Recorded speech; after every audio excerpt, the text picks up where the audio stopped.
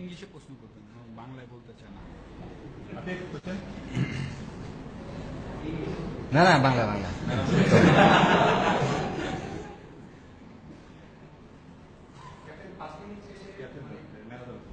Man of the match না?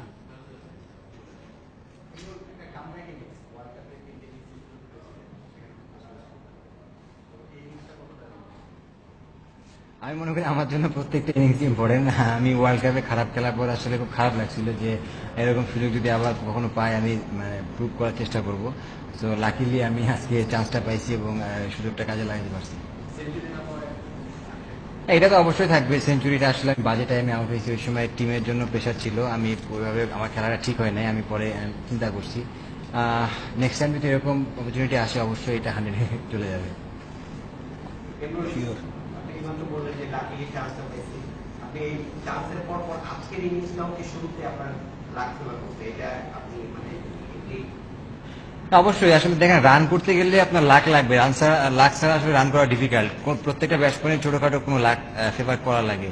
তো এটা আমার জন্য হয়তো বা একটা লাক ফেভার ছিল, যে জন্য আমি সাকসেস হতে পারছি।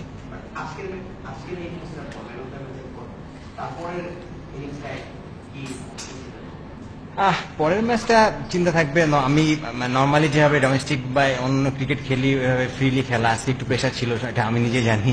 আমার বস যেহেতু আমাদের ব্যাটিং এ নামার আগে অনেক সুন্দরভাবে কথা বলছে এবং আমার প্রেশারটা রিলিজ করে দিয়েছে, থ্যাঙ্কস ওনাকে। সত্য কথা, ব্যাটিং এ নামার আগে অনেক উনি আমাকে হেল্প করছে, এটা আমি বলবো যে এটা আমার জন্য অনেক প্রেশারটা রিলিজ হয়েছিল। বোলিংটা কেমন হবে?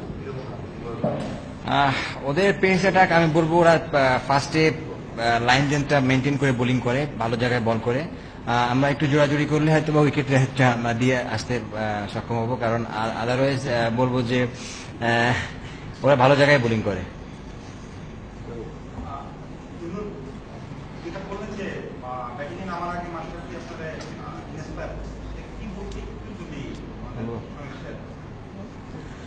উনি বলছে দেখ আসলে এটা তুই আর মরে যাচ্ছিস না, লাইফ তো শেষ হয়ে যাচ্ছে না, সুযোগ পাইছিস সুযোগটা কাজে লাগাবি, বাট আউট হইলে তো জিরো করলেও কোনো অসুবিধা নেই, তার মানে তুই তো শেষ হয়ে যাচ্ছিস না।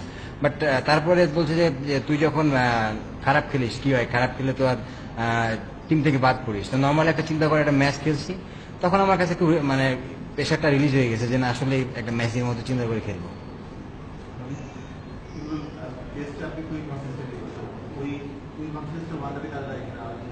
সরি,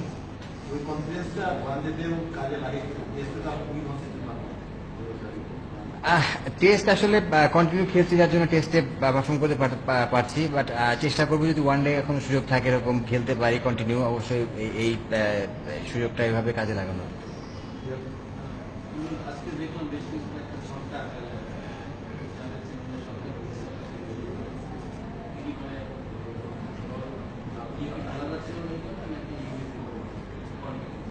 না আমি আমার যখন 30-40 রান হয়ে গেছে তখন আমার একটা কনফিডেন্স আসছে যে না আমি তখন নর্মালি থিঙ্কিং করছি যে ডোমেস্টিক ক্রিকেট বা যেভাবে খেলি ওইভাবে ক্রিকেট খেলা শুরু করছি। 30 করার আগ পর্যন্ত আমার কাছে একটু কনফিডেন্সটাই ছিল, বাট তারপরে নর্মালি আমি যেভাবে খেলি ওইভাবে খেলার চেষ্টা করছি।